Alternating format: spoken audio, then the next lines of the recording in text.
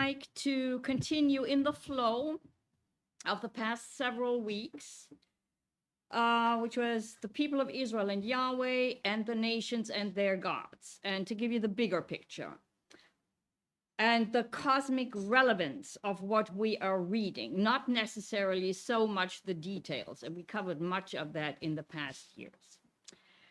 So last week, remember, we talked about the great symbiosis, and this is a word that you need to know. The codependent relationship of mutual need. And in a very simplified way, that means the gods needed the people and the people needed the gods. And to establish and preserve ma'at, which is order, both parties' needs had to be met perpetually. So when I phrase things like this, I do it with a purpose, and I want you to come along with me and draw your own conclusions. Now, let me say this again. In the ancient world, and we're talking Egypt here, to establish and preserve ma'at, both parties' needs had to be met perpetually. And right here, we see a huge difference, a contrast. Along comes Yahweh. Unlike all the gods of the nations, Yahweh does not need anything. He is self-sufficient. And I just quote Psalm 50, verse 12.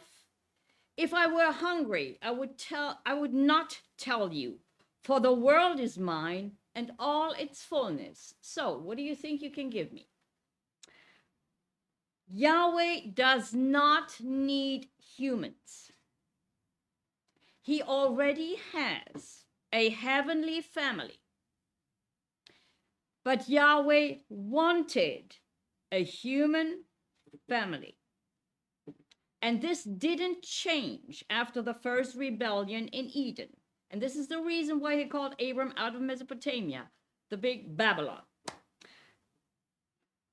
Yahweh does not need humans. He wants humans. He wants to be with his people despite, and you can fill in the blanks with what we know from Israelite history.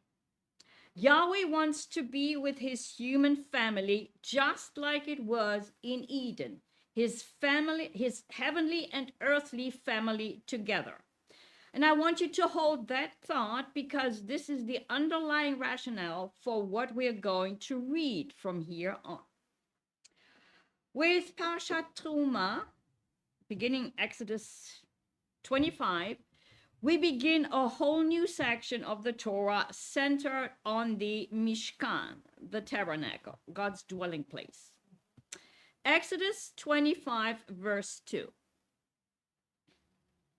Speak to the children of Israel that they bring me an offering. And the word is Terumah. Terumah is translated differently as offering, portion, gift, contribution, and so on. All these translations cannot convey the meaning of the root of the word. The Chumash here says the true sense of the word has no English equivalent. It implies a separation of a portion of one's resources to be set aside, that's Rashi, for a higher purpose. Terumah comes from the verb rum, which I have here, which means to lift, to raise, exalt, uplift, set on high. So the direction is up. And these words convey the concept of elevation, which is one of the purposes of the Mishkan, the tabernacle. The Terumah is separated unto God, and with that it becomes holy and elevated. And in this way, the Terumah elevates the giver. Okay? I've given you several times the example because I've been giving, or I gave, it's no longer the case, there were two young men at Food Lion that were sitting there. Okay? And I always try to make sure that I have dollar notes to give to these people. So apparently now somebody's chased them away. They haven't been there for a long, long, long time. But anyway, so if you spend $10 on yourself, that's it. But if you give $10 to a person who doesn't have anything, but maybe that can contribute to him buying food for, let's say, 2 days, that elevates your $10. That makes it more, and it elevates you. Okay? That is the thing about giving. Okay, this is why I gave you this morning. Okay, I had to say that. Okay, so separation is a key word and a key concept beginning in Genesis, creating order out of chaos through separation. Terumah is also one of the korbanot. It's the elevation offering or heave offering, the portion separated for the priest. The half shekel is also a terumah. Verse 2, from everyone who gives it willingly with his heart, or whose heart motivates him, you shall take my offering, my terumah. So I think there are multiple levels of interpretation to this. I'll give you two. From the heart, this means voluntary, not a mandatory contribution, and this is usually the common understanding. But I think there is a lot more. I think it is also a test because the materials, most of them, they are supposed to bring, at least most of them, which they are supposed to bring, are actually not theirs to begin with. So, and therefore, giving always comes with a test. Always. It's a test of the heart.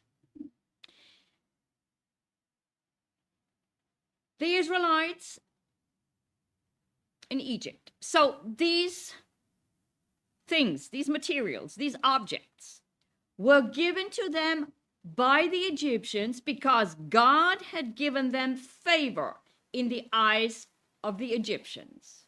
Why? We talked about this. It was the fulfillment of the promise made to Abram in Genesis 15, verse 14, that his descendants would come out of the land where they were strangers with great possessions. And that was part of the covenant of the pieces. Now, considering where the Israelites just had come from, the last thing we heard about them before the Exodus was that they had been slaves for a long time. Therefore, we can assume that they probably did not have a lot. Now, here come the riches. And then comes Yahweh and asks them politely to give everything to him. And this is where the test comes in. Giving always comes with a test. The children of Israel are asked to contribute 13 different materials. 13 is an important number. Gold, silver, copper, and they are listed in this order of decreasing value. Blue, red, purple dyed wool. Blue always mentioned first. Linen, goat hair, animal skin, wood, olive oil, spices, and gems. 13. Which Hebrew word has the gematria of 13? This is one of those that you need to know because it comes so often. Echad. Echad. One, unity, oneness of the tabernacle, where above and below become echad, where the two realms of heaven and earth intersect, on earth as it is in heaven. Verse 6, and you shall make 50 clasps of gold and couple the curtains together with the clasps so that it may be one tabernacle. And here it says ha-mishkan echad. It has a definite article, the one tabernacle. After God asked Moshe to bring him a terumah of all the materials needed, given willingly from the heart by the children of Israel, he gives Moshe the very detailed instructions for the construction of the Mishkan and its furnishings. Proximity to the divine presence, the holiness of Yahweh, becomes the determining factor for everything. The materials used, the colors used, the garments, the color of the garments, the different realms, and with that different levels of holiness, who is allowed, when and where, how close, what to bring, when, etc., etc., etc.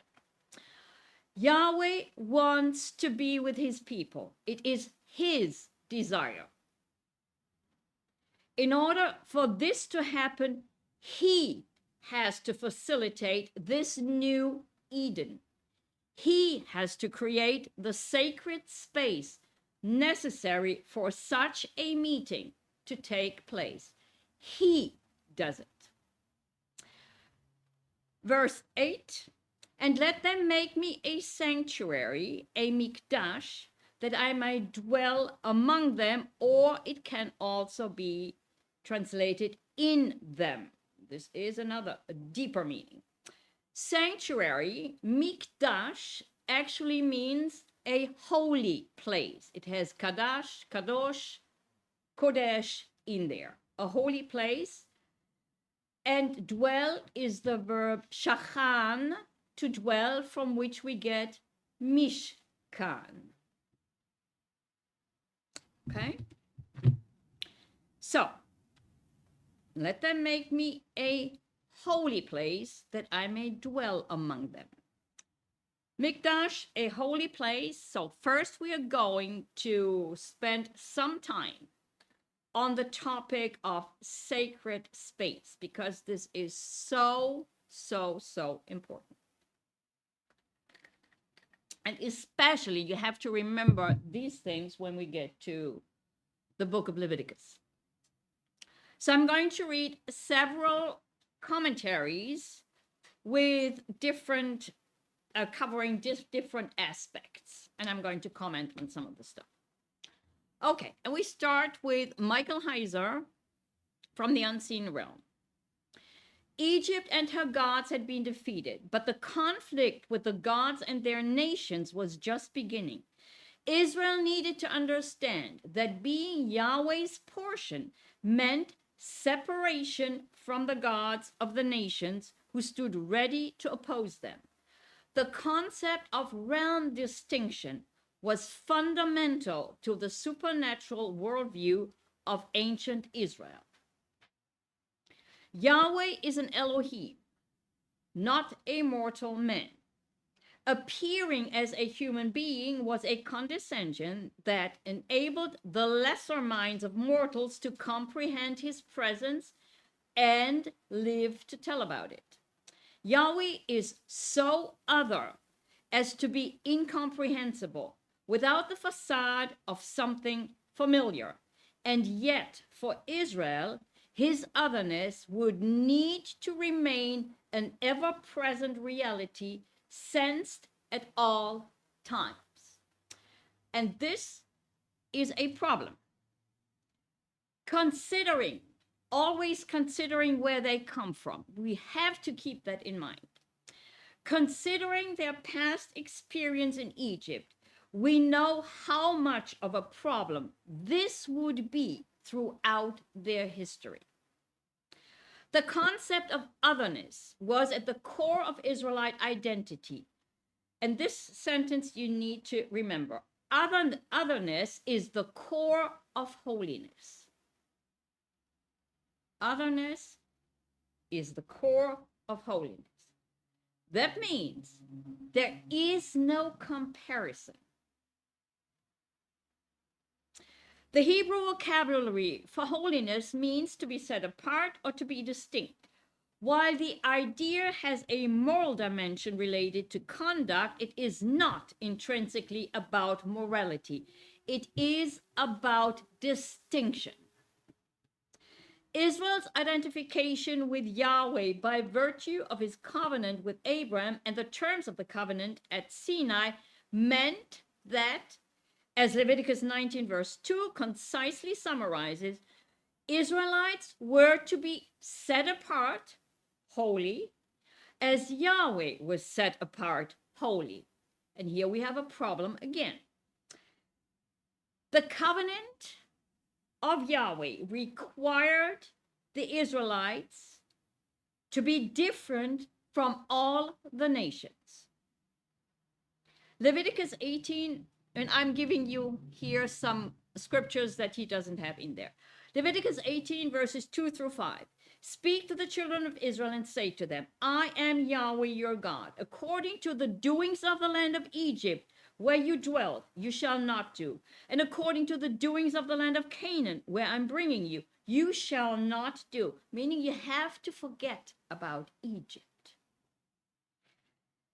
You shall not do, nor shall you walk in their ordinances. You shall observe my judgments and keep my ordinances, to walk in them. I am Yahweh your God. You shall therefore keep my statutes and my judgments, which if a man does, he shall live by them. I am Yahweh. Notice the repetition of I am Yahweh. This is the reason for everything.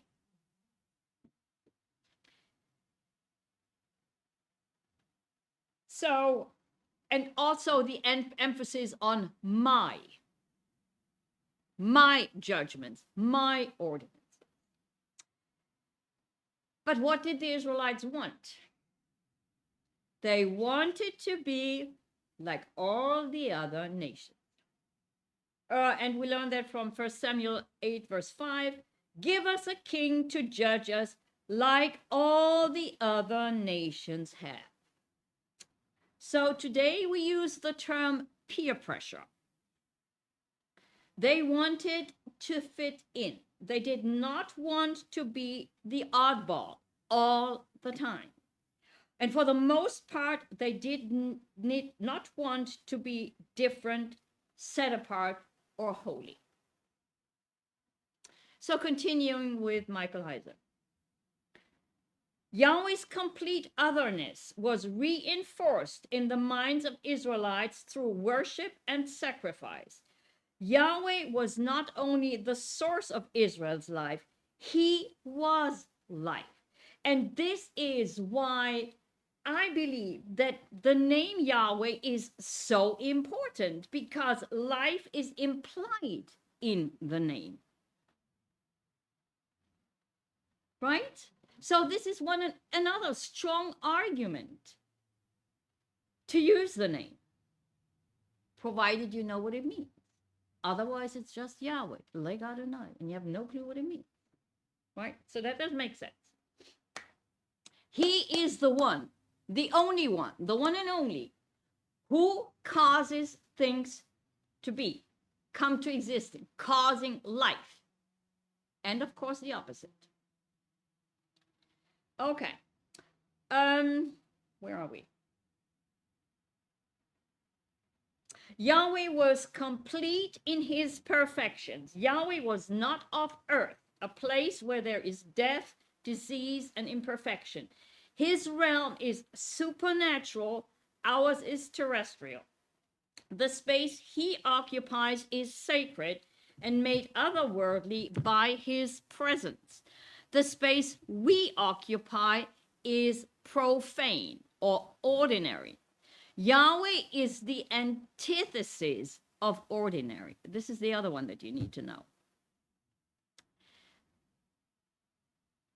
And here, once again, the rhetorical question should come back to mind, which we covered in great detail. Exodus 15, verse 11. Who is like you, O Yahweh, among the gods? No one. In Isaiah, do I have Isaiah? Yeah. Isaiah 40, verse 18. To whom then will you liken God? Or what likeness will you compare to him? And verse 25. To whom then will you liken me? Or to whom shall I be equal? Says the Holy One. The Holy One. The name expresses being separate, different, which excludes or rules out any comparison to anything, whatever that thing may be. Profaning the holy name, making his name common, means bringing him down to a level where he does not belong. In the prophets, Israel is accused of profaning and defiling God's name among the nations where he scattered them, meaning he was therefore considered as just another God. Just like to Pharaoh when he said, "Who's Yahweh?" Never heard of him. Yahweh is the antithesis of ordinary. Humans must be invited and purified to occupy the same space.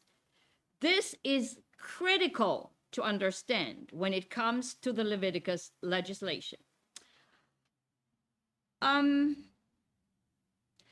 Many laws in the Torah illustrate this worldview and its messaging. Whether priest or not, male or female, people could be disqualified from sacred space by a variety of activities and conditions. Examples include sexual activity, bodily emission, physical handicaps, contact with a dead body, or childbirth. The logic of such exclusions is simple, yet foreign to our modern clinical minds. And this is where we need to take ourselves out of the narrative and let the text stand on its own, in its own ancient Near Eastern context, and let it say what it says. And this is where Michael Heiser is big. This is one of his slogans. Let the Bible say what it says. Don't try to help God out or try to help God, try to make God look good. He doesn't need that. He was fine without you, and he will be fine when you're gone, okay? Okay, where am I? Sexual intercourse, emission of sexual fluids, uterine discharge, and menstruations were not considered unclean out of prudishness. Rather, the concept was that the body had lost fluids that contain, create, and sustain life. Life is the issue. Life is God. Death is at the extreme opposite end. The same reasoning is behind the ritually unclean status of those with physical handicaps. So a physical handicap is not a discrimination, okay? Infected with a disease and who have touched a corpse, an animal or human. Yahweh's presence meant life and perfection, not death and defectiveness. These laws kept the community conscious of Yahweh's otherness. Well, at least that was the plan. That was the ideal. But for that, read the book of Malachi. Regulations governing the sanctity of Yahweh's dwelling provided concrete object lessons about realm distinction. The ground that dwelling encompassed was sacred space in relationship to the people of Israel. The separateness of the divine realm was reinforced by the laws that allowed or disallowed proximity to Yahweh. End of quote. As I mentioned before, proximity to Yahweh, proximity to holiness and perfection determined everything. The holiness of Yahweh is the rationale for the laws concerning the tabernacle to facilitate nearness and closeness to the God of Israel. Yahweh's holiness is the focus. Continuing with Michael Heiser, the tabernacle, heaven on earth.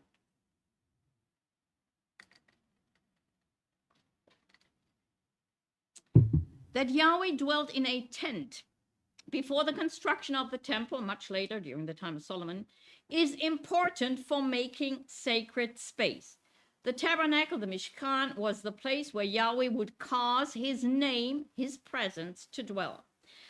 As the divine abode, the tabernacle was also analogous to Eden. Like Eden, the tabernacle was cosmic in conception, the place where heaven and earth met, a veritable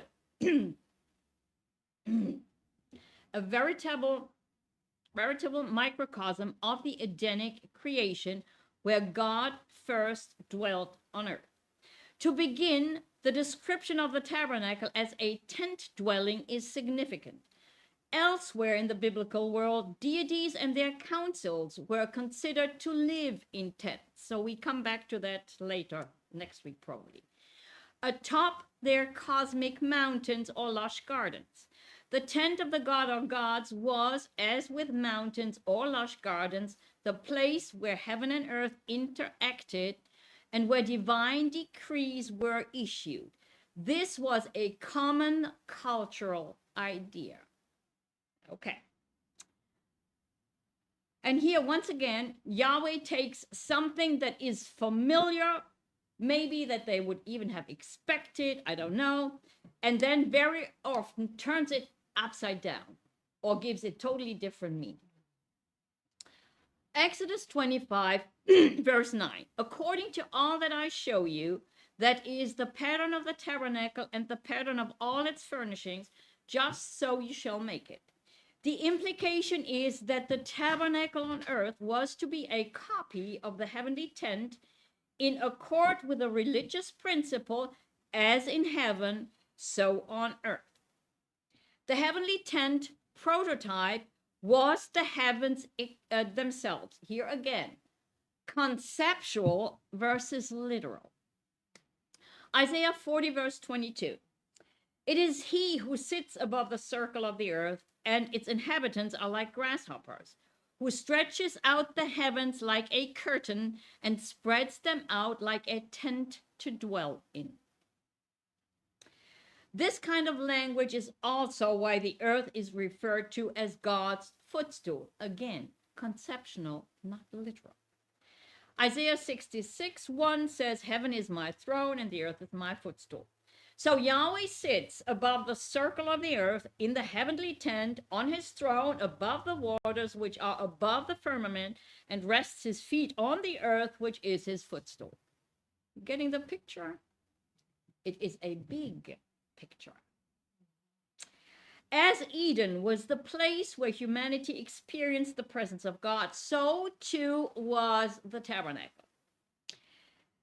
The cherubim inside the Holy of Holies are also a clear connection to Eden. The Edenic cherubim stood guard at the dwelling place of God in Eden, and their position atop the lid of the Ark of the Covenant is not coincidental. The innermost sanctum of the tabernacle was the place from which God would govern Israel. The cherubim form a throne for the invisible Yahweh. Later, when the tent of the most holy place was moved into the temple, 2 giant cherubim were installed within for Yahweh's throne, making the ark his footstool. End quote. The invisible Yahweh was enthroned above the cherubim, who were guardians on the ark of the covenant. So above the cherubim, separated by the veil from the holy place. And on the veil was what? Cherubim. Guardians all around. This is important. So, what does all of that mean? Any inkling, any notion of physicality of the God of Israel was taken out of the picture. Contrary, very, very contrary to ancient Near Eastern practice. And in some narratives, because there is no physical representation of the God of Israel, in some of the narratives, you hear the nations ask, where's your God? Right? So there is meaning to that question. It's not a dumb question. Okay? Like, we know where our God is, so we can... Okay? So, they would construct a shrine. They would make a statue, a god, an idol. We would call that an idol, of course. And then, and this is so highly important, they would perform the opening of the mouth ceremony. And here I have to go into this a little bit more because there will probably be people who have never heard any of this.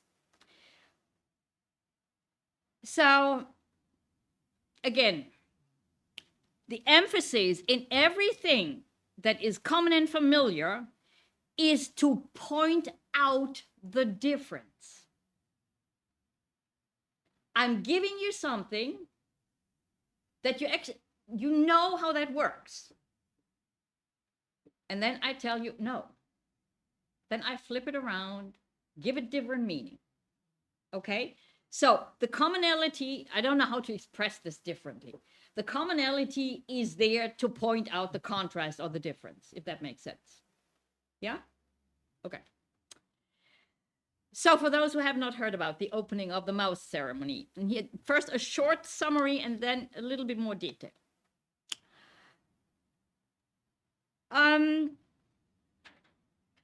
Because it is important to understand about what we are reading. The opening of the mouth ceremony was a ritual performed in ancient Mesopotamia and Egypt to activate a statue or an idol, transforming it from a crafted object into a living conduit for a deity. Okay? So there is plenty of, from Egypt, there is plenty of material out there, images. I forgot to put one in of the opening of the mouth, maybe next week. And the point is, we call this a dumb idol, right? So something needs to happen.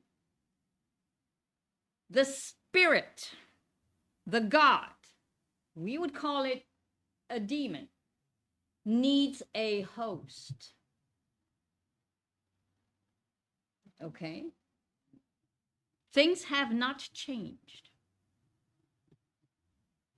And before I forget to mention is, remember when we talked about Hinduism? About these monster statues that they built, the one in Texas and the other one I think was in Canada? No, there is a temple in this is the big one that I didn't know. No, the new one. I think one was in Canada and the other one in Texas. And they still perform the opening of, which is called the opening of the mouth ceremony on this thing. This has never changed. Now you think about India, what that means. Right? Okay. Where am I? So in Mesopotamia, the ritual was essential for consecrating cult statues. Mesopotamia, remember, this was where Abram was called out of. This is Babylon we're talking about. Okay? Egypt is Babylon. Okay. So it involved multiple stages: purification, symbolic severance of the craftsman, connection to the idol, and the actual opening of the mouth using sacred substances, whatever that was. Among them was incense. The ceremony was believed to awaken the divine presence within the statue, enabling it to eat, drink, speak, hear, see, and smell offerings, and thus allowing that God to interact with the world through the idol. Okay. To interact with the world through the idol. The idol is not the God. There is a spirit behind the idol. Okay? And that spirit had to be invited. And this hasn't changed today. You can close the door to any of that. But once you open it, there you are. It looks differently today in many cultures, but the principle is the same. And in India, it hasn't changed. India is a big, big issue. Let's call it an issue. Okay, so now I have an excerpt from an article from Bible Archaeology. Oh, no, first the image. Okay. So just go. Yes, here you have the cherubim. Nobody knows what they looked like on the ark. Here, this is from the Temple Institute, and they seem to have made them one male and one female. I would put a question mark behind that. And the other thing I wanted to point out, that apparently, according to Jewish sources, the altar of incense, as you see in the sketch, this is from Solomon's Temple, was not right in front, directly in front of the veil, but the first thing at the entrance. And that would go together. I read something a long time ago, I hope that I can remember that correctly, that in ancient cultures, incense was used to welcome guests. So then this would make sense to put it there, because this is Yahweh's living space to welcome guests, something like that. So just to point that out, and this is probably the only temple plan that you will see where this is the case, because most of them have the altar immediately in front of the curtain, because it says in front of the curtain, but everything inside that room is in front of the curtain, right? Okay, so that was just an aside. Okay, now we get to the article.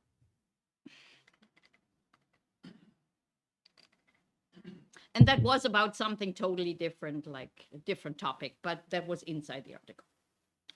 The Babylonians believed that the wooden gold-covered creation did not actually possess any divine attributes until the ceremony was performed. Remember what I always tell you, people were not stupid. They were serious. One ancient Mesopotamian inscription records the vital words of the ritual. This statue cannot smell incense, drink water, or eat food without the opening of the mouth. The ceremony, which was held on a riverbank, took 2 days. On the first day, the statue was set apart from its craftsmen, who were officially recognized as mere humans. Well, because that's what they were. Their tools would be sewn up in a sheep's carcass and thrown into the river, the domain of the craftsman god Ea or Enki.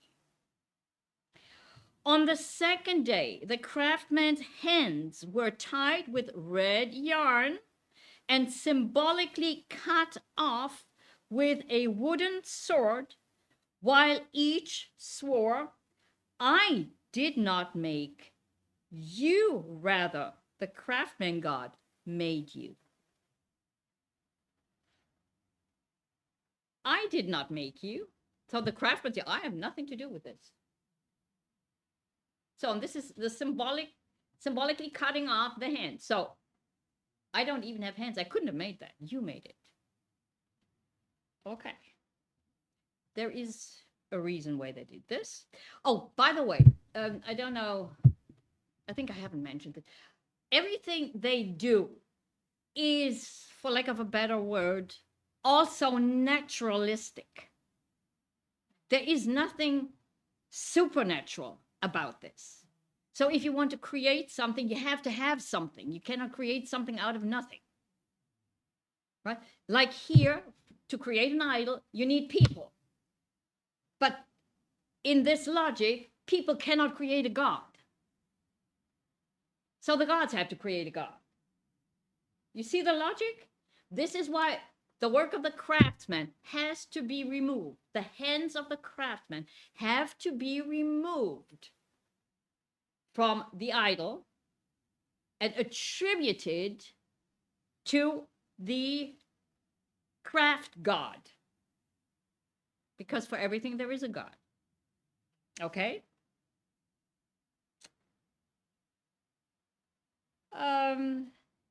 Like saying, well, I wash my hands in innocence. I didn't do that.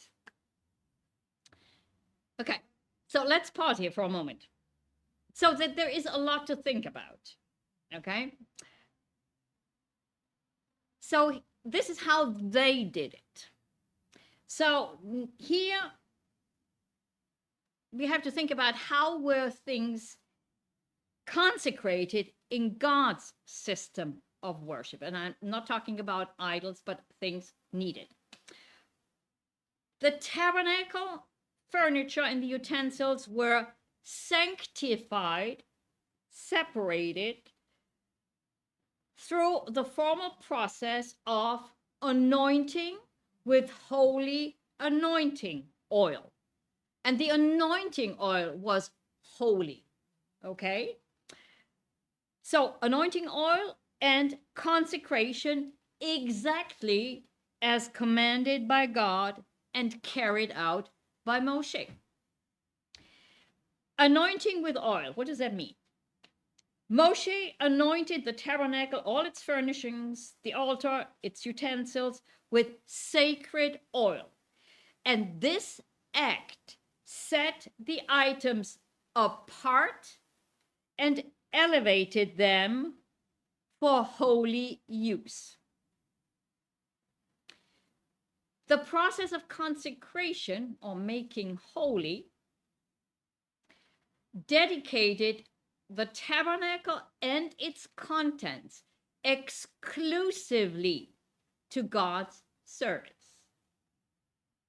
Every single piece used for the service and worship of God was anointed and consecrated, emphasizing that nothing in God's service was trivial, common, or profane, because it had been separated and it had been anointed and with that elevated. So it is no longer on this common, ordinary, profane plane. There was no need to jump through all the hoops to make things appear in certain ways, because that's all it was. The craftsman still made it. Right? Okay. You see my point to show you the contrast. So continue with the article.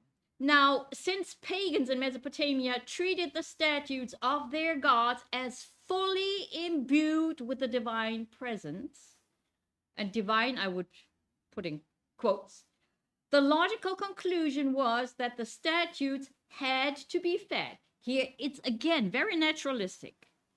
Had to be fed since the gods themselves needed to eat. That is a big one. At the temple of Uruk in southern Babylonia, idols of gods and goddesses were provided 2 meals a day. That's what you need, according to a text from the city dating to the 2nd millennium BC. During the opening of the mouth ceremony, statues that had been thoroughly imbued with the divine presence dined on beer, honey, fruit, and fine cuts of meat served on gold platters. After the meal, water was brought so that the statues could wash their hands. Very naturalistic. Okay. Now, this brings me to the so-called table of showbread. And this one usually doesn't get a lot of airtime. A lot of people do not know what to make of it. There are different interpretations. Okay. So here we have to take two scriptures together. The scripture here and the one with a little bit more detail in Leviticus. Exodus 25, verse 23. You shall also make a table, a shulchan, of acacia wood, verse 30, and you shall set the showbread, which is, not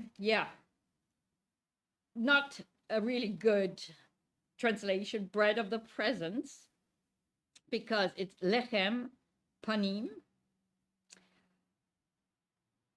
Some translated bread of the face, I think. So, and you shall set the showbread, the lechem panim, on the table before me always. This is one of those tamid things, those perpetual things that have to be there all the time. And Leviticus 24, 8 and 9, every Shabbat he shall set it in order before Yahweh continually. That's the bread being taken from the children of Israel by an everlasting covenant. And it shall be for Aaron and his sons, and they shall eat it in a holy place, for it is most holy to him, from the offerings of Yahweh made by fire by a perpetual statute. So in here we run into one of those commonality to point out the difference issues. One of the chief purposes of a shrine or a temple in the ancient world was to feed the deities or the deity who was worshipped there with large amounts of food. And here is the idea again of symbiosis. I feed you, you feed me. I feed you plenty, and I expect you to feed me plenty. So with large amount of food. So technically, here's our problem. As God doesn't need any food, he could just have skipped this one, right? But he didn't. Instead, he set his place up with a table and food, just as it was done in the pagan cultures. Why? To point out the difference, the big difference. And now we're going to get some more commentary.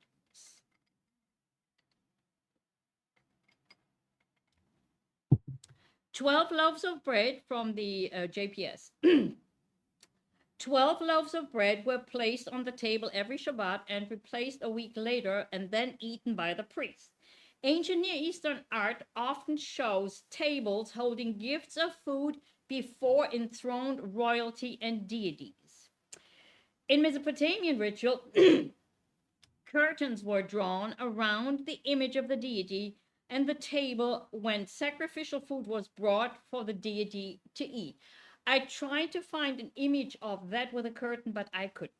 So, but the purpose of the curtain, apparently, nobody was supposed to see the god eat. It is significant that here the table is in the antechamber, separated from the Holy of Holies by the curtain, guarded by the cherubim. The partition between God and the table makes it clear that the bread of display is not actually consumed by God, but is only a symbolic gift. This is also underlined by the fact that it was eaten by the priest. That is the purpose. That its purpose was display, not consumption, is also indicated by the fact that it is replaced weekly, not daily, as elsewhere in the ancient Near East. Remember, they got 2 meals a day. Okay. And then commenting on the Leviticus passage, the 12 loaves represent the 12 tribes of Israel. That's an interpretation, and suggests dramatically their constant devotion to the deity who abides in their midst. In the priestly tabernacle, the deity is enshrined in the inner sanctum, the Holy of Holies, but the furnishings and acts of devotion performed upon them all belong to the outer sanctum. And the partition dividing the two realms is never to be breached, meaning no priest is allowed to take the bread and go behind the veil. He would run into the cherubim. Okay? So no priest is allowed to take the bread behind the veil for Yahweh to eat. And Yahweh is not coming out from behind the veil to eat. Yahweh and the bread, or the table with the bread, remain separated by the veil. Big difference. Thus, God, even as his presence dwells among the Israelites, is perceived as separate from them and non-corporeal. The loaves, having absorbed permanent contagious sanctity from their close contact with the deity's presence, can neither be discarded nor eaten by the laity. It can only be eaten by holy people, i.e., the sanctified, anointed priest. That's important.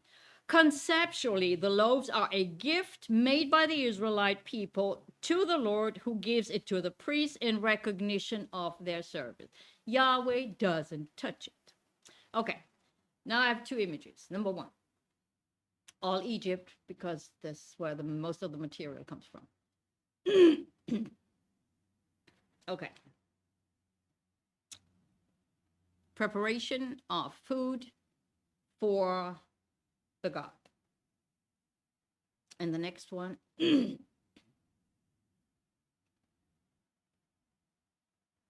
Okay.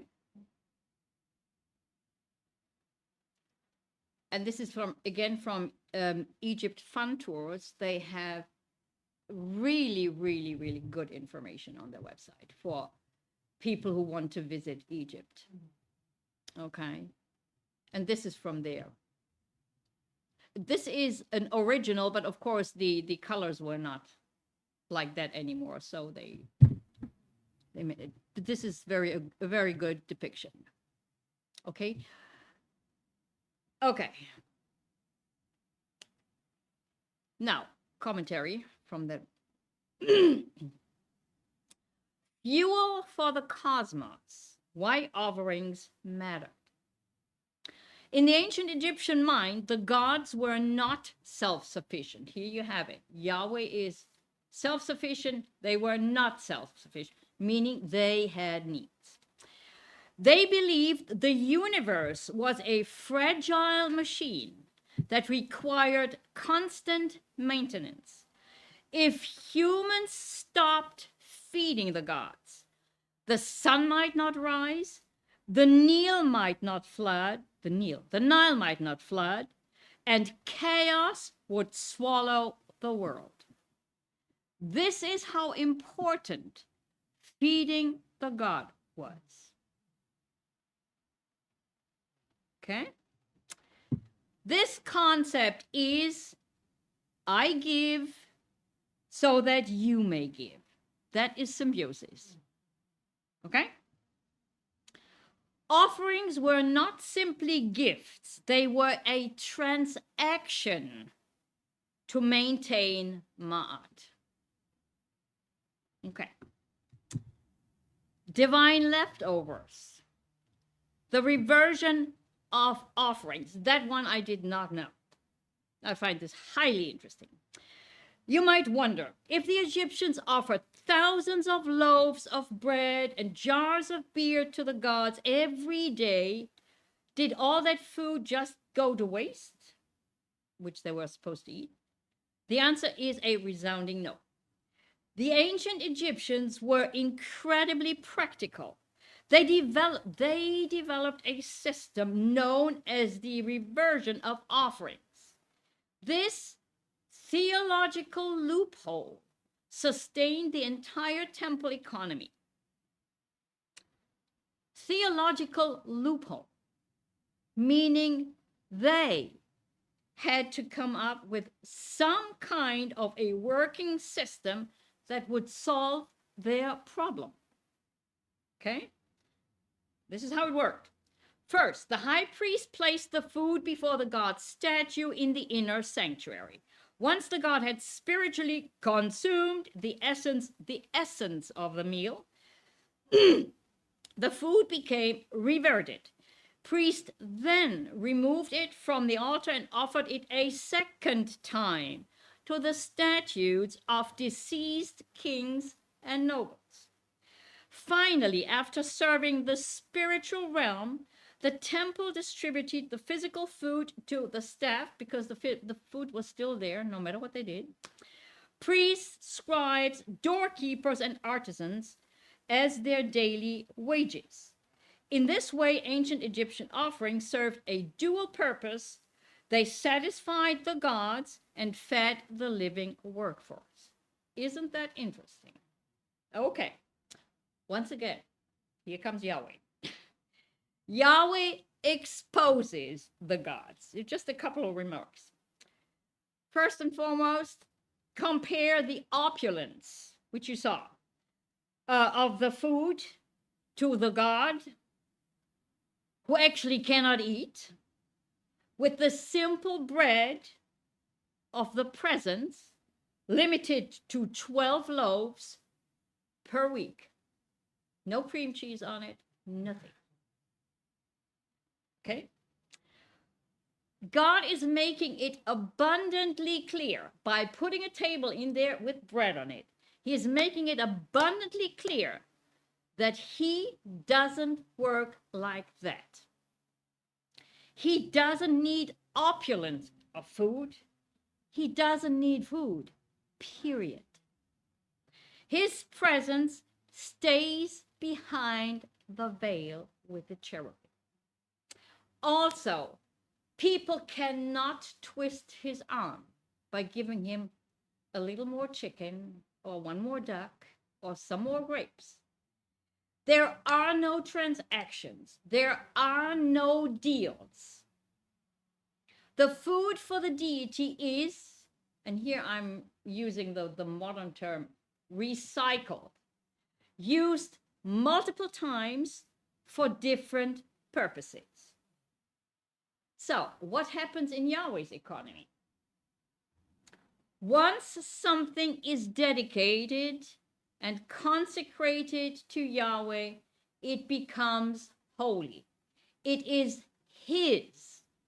And he then gives it, in this case, the bread of the presence, to the consecrated, the holy priests who have to eat it in a holy place, not anywhere outside the sacred precincts. What is the common word? Holy. Okay. Okay. Okay.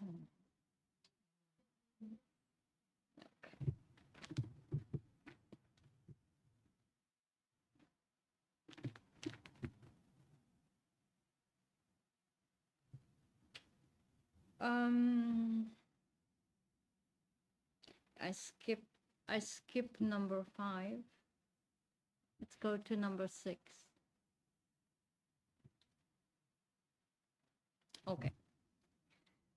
From the New King James Cultural Background, concerning sacred space. Sacred space set aside for habitation by a deity was important in all ancient Near Eastern societies. It was the place where heaven and earth met and had to be treated accordingly. So that's what everybody was familiar. That's how it is. That's how you do it. These houses served partly as a visible reminder to the members of a society that their patron god or goddess was present with them. Their main purpose in the ancient world was to care for the deity with clothing and food, presenting offerings to the deity, with the focus on the divine statue. That is important, living inside. The focus on the divine statue living inside. The presence of the deity made the space holy. Talking about this idol, this God in this holy, that's what made the space holy. Okay. In scripture, we are constantly confronted with this commonality and the difference. We have the temples, we have priesthood, we have forms of worship in ancient Near Eastern culture, we have covenants. None of this would have been foreign to the Israelite. But then we have the major difference. Here, the Israelites are again confronted with the total otherness of Yahweh. No physical representation of Yahweh in the most holy place. When to these cultures, here's your contrast, the physical presence of a God statue was key to unlock everything. So this is so important to understand, because in the pagan cultures, to repeat it again, it was only the statue of the god, after it had gone through the opening of the mouth ceremony, that would make the shrine or the temple holy and functioning. Only then would it work. Okay. Only then could there be this symbiosis. And these are some of the things that we need to consider when we are reading these passages. These are the new realities the Israelites had to wrap their minds around and come to terms with, accept, and internalize. We need to understand how revolutionary all of that was. And I think we can call this a very steep learning curve, because there was no precedent.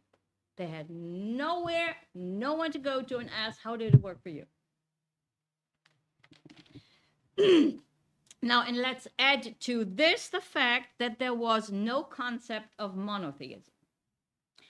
In the ancient world, there was no nation that served one deity only. We have to repeat this over and over again. The Egyptians, the Canaanites, the Mesopotamians, the Hindus, the Greeks, the Romans, they all had a plethora of gods, and they were all needed, each and every one of them.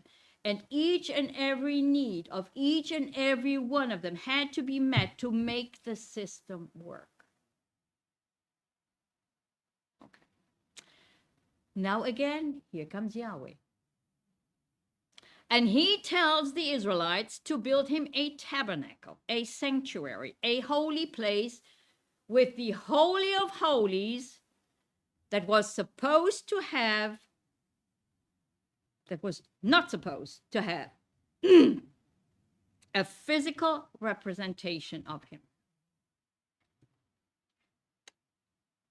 So at the end, I'm going to show you a short video clip of the Temple of Karnak in Egypt to really make this point clear. So I think we skipped that one too. We come back to holiness. We skip this part too. Okay. Parshat Terumah is about gathering together the materials needed and putting them together in a construction, the construction of the Mishkan and all its furnishings. The Mishkan was to be this holy place of intersection between heaven and earth, between God and man, a reminder of Eden. It's the earthly vessel through which the God of Israel would communicate and interact and establish the relationship with his people, and in that way reveal his holiness. And here we have something really neat in the Hebrew, which is not visible in any other language, and it is found in the description of the curtains. You would never expect anything unusual in the curtains, right? What is there in the curtains? Right, it's in the Hebrew. No. The curtains of the tabernacle were to be made in such a way that fine twisted linen was woven together with distinct shades of blue, purple, and scarlet, with the design of cherubim clearly displayed on them. Cherubim, of course, take us back to the entrance of the Garden of Eden, where two cherubim guarded the way to the tree of life. Okay, next. Feminine and masculine counterparts. Exodus, 26, verse 6. And you shall make 50 clasps of gold and couple the curtains together or join to one another with the clasps so that it may be one tabernacle. Here the Hebrew reads Isha el Achota. Isha el Achota, which literally means they are joined together, a woman and her sister, because curtain is a feminine noun. Okay. The physical construction of the Mishkan is described in a relational manner. A coming together of the individual parts into one. The tabernacle was not just a building in which to perform acts of worship, but it was to be a place of fellowship, of relational harmony, and of unity between the people of Israel and their Father in heaven. We see similar relational wordings in how the cherubim, the masculine counterpart, if you will, were designed on the top of the kapuret, the lid of the ark. Verse 20. And the cherubim shall stretch out their wings above, covering the mercy seat. Kaporet is the lid. With their wings, and they shall face one another. The faces of the cherubim shall be toward the mercy seat. And here again, it literally says, when we speak of the positioning of the cherubim as facing one another, the Hebrew says, with their faces, a man to his brother. Okay, because cherubim are masculine. In the design of the cherubim, together with how the curtains were to be joined one to another, we see clear relational imagery as depicted between a man and his brother, as well as a woman to her sister. Then, as a result, the tabernacle itself was joined together by its many individual parts and become one. And remember, it says, Hamishkan Eka. Ha has a definite article here. So when we read the phrase, the tabernacle will be a unit or will be one, the Hebrew actually says, and the tabernacle shall become one. And that's prophetic. The tabernacle was designed to be a unique place of worship of the one true God by a people who were to be united in their vertical relationship to God and their horizontal relationship to one another, but also unified in their purpose on this earth to serve the living God. Ultimately, it was to be an image of peace, harmony, perfection, everything being in its right place, fulfilling its divine purpose. And this should bring to mind a passage from Ephesians. Next. Ephesians 2, verses 19 through 22. So then you are no longer foreigners and strangers. On the contrary, you are fellow citizens with God's people and members of God's family. You have been built on the foundation of the emissaries and the prophets, with the cornerstone being Yeshua the Messiah himself. In union with him, the whole building is held together, and it is growing into a holy temple in union with the Lord. Yes, in union with him, you yourselves are being built together into a spiritual dwelling place for God. Of course, you won't find that in the Torah. This is why we have to keep reading. We cannot get stuck in Torah. There is a trajectory. That is where we are going. And then fast forward to Revelation 21, verses 1 through 4. Now I saw a new heaven and a new earth, for the first heaven and the first earth had passed away. Also there was no more sea. Why was there no more sea?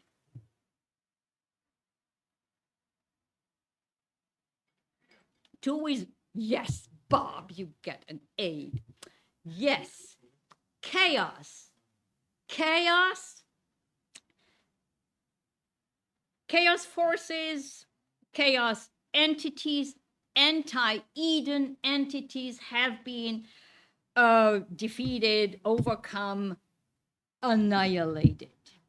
It does not mean that there is no more water.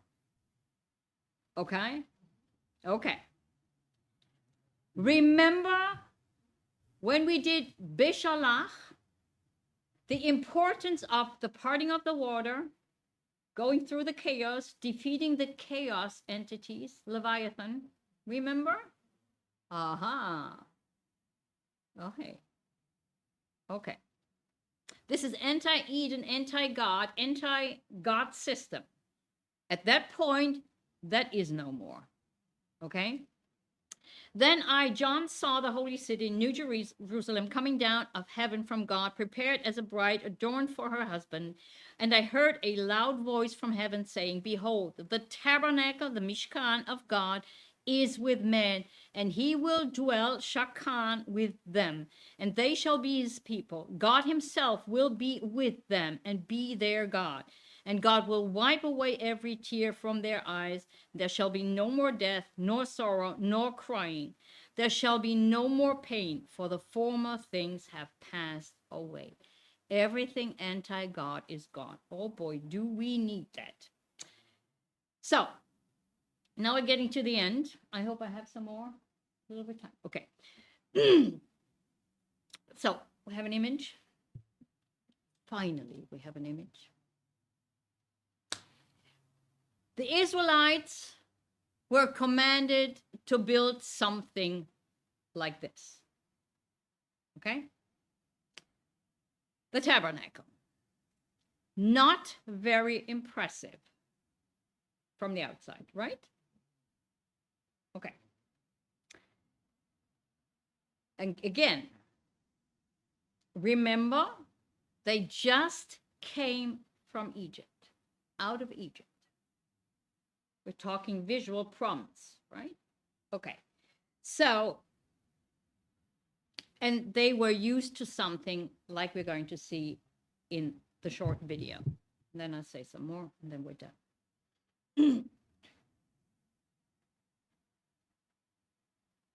What video? Mm-hmm. Oh, yeah, hold on. I want to, yeah, it's Karnak. So just if you don't, in case you don't know where Karnak is, it's, can you see it in the middle? Can you see Luxor? I cannot see it from here. Where's mine?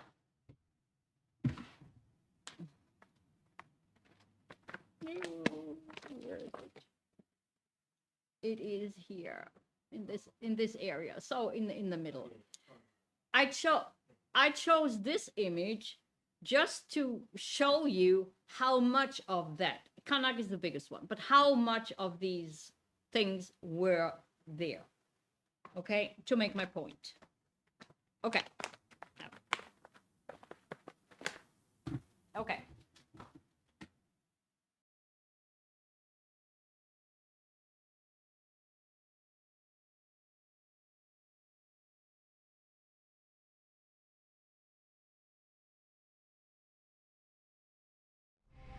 Luxor's other great site, another magnificent temple complex, is best enjoyed early in the morning, beating the heat and crowds. An avenue of battered sphinxes leads to the awe-inspiring main entrance, heralding the temples of Karnak. You have the ram god, and under his chin, you have pharaohs. So this is a god protecting the pharaohs. Okay, a whole row of them. Okay, yeah. Okay. Karnak was the most important place of worship in all Egypt. Back when Luxor was Egypt's capital, this sprawling complex of temples was dedicated to the grandiose Holy Family, a trinity of gods, Amen, Mut, and Khonsu. It was built over many centuries throughout this New Kingdom period when most of the great and famous kings ruled. The Great Court is the largest single area of the complex. It was used once a year for an elaborate festival feast celebrating fertility. Fertility of the land, the people, and the kingdom. The great hypostyle hall with over 100 columns is one of the grandest religious structures ever built. Its forest of columns represents papyrus plants, bulging stems, and flowering capitals, each elaborately carved and once brightly painted. The many columns of this vast hall once supported a stone ceiling. You can measure the architectural sophistication of a society by the distance it can span between columns. This was the best they could do 3,000 years ago. The columns were fat and close together, making the gap easier to span. Imagine what it took to build all this. They had to design it, quarry the stones, ship them, stack them, smooth them, carve them, paint them, all for the glory and favor of the gods. Consider the depth of the faith. This was not for the public. It was only to be seen by the royals, the priests, and the gods. Obelisks symbolically connected Earth with the gods. These are monolithic and carved out of a single piece of granite. They were quarried about 100 miles south of here in Aswan and then shipped down the Nile. This one's been standing here for about 3,000 years. Like church spires and minarets, an obelisk marked a holy place. There are only about 60 in existence. A few still mark their original Egyptian temples, but more decorate the great squares of Europe, taken there through the ages by European conquerors. As you venture farther into the complex, things get older and crescendo in religious importance. Everything at Karnak leads to a small chamber that marks the very heart of the temple complex, the Holy of Holies. This was the most sacred spot in all of Egypt. On this pedestal sat a statue of the top god, Amun-Ra. Amun-Ra was the god of Luxor, the god of empire, Egypt's god of gods. Okay, they planned it, they cut it, and they shipped it. You know how that worked. Okay. I just don't understand. But this was a short one, and I just wanted to give you an impression. You have the tabernacle, and then you have something like this. Okay? Okay.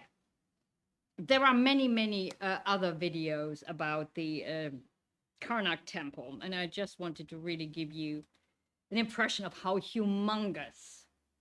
And I think in one video it says the whole area is 16 football fields. Yes. Yes. And they shipped it there. They shipped it all there. Mm-hmm. Mm-hmm. In one piece. Mm-hmm. Yeah, right. Okay. 3,000 years ago. Mm-hmm. Yeah, right. Mm-hmm. There is one person, one video channel about archaeology and old world architecture. And he always said, all of that was not made by man. It was made with a little help from the gods. Yeah. Okay. So I just want to give you some more information, just a tidbit on Karnak, because I think that's also important. The Karnak temple was designed as a symbolic representation of the cosmos and the creation myth in ancient Egyptian belief. Again, the same, right? Depiction of cosmos and creation. Its layout mirrored the primordial mound of creation emerging from the primeval waters, with the temple's floor gradually rising from the entrance toward the sanctuary, symbolizing this sacred emergence. Okay. That this is what you cannot see in the in any video, that there is an incline. It goes up. And it's depicting solid ground, dry ground, emerging from the waters. And this is where creation begins, okay? The gateways, which are called pylons, represent the horizon, marking the boundary between the earthly and the divine realms. The columns, shaped like papyrus, just cannot see this anymore. All of this was in color. The columns, shaped like papyrus, lotus, and palm trees, reflect the marshy environment of creation, while the roof was often decorated with stars and birds to symbolize the sky. So that was, some say it was supposed to be like a wood. You walk through a dense wood. The entire complex was aligned with celestial events, of course, and its role was to be a cosmic axis. So that's enough. We saw the avenue of sphinxes. Again, I end with this. And here comes Yahweh one more time and says, no, none of this. Only where my presence is, that's where the center of the cosmos is. And just like my people, I choose to live in a tent among them. I don't need this. Okay? I say amen and amen.